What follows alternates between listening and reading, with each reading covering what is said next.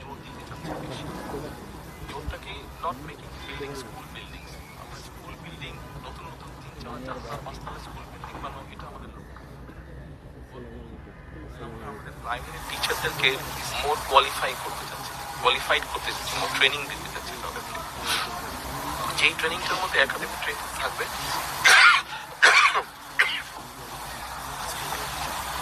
কিন্তু একই সাথে সামাজিক এবং ধর্মীয় যে মূল্যবোধগুলো আছে এই জিনিসগুলো বাচ্চাদেরকে শেখাবো। এই জিনিসগুলো শেখাবো। আপনি যে সমস্যার কথা বললেন, যে এখন সাইবার বুলিং,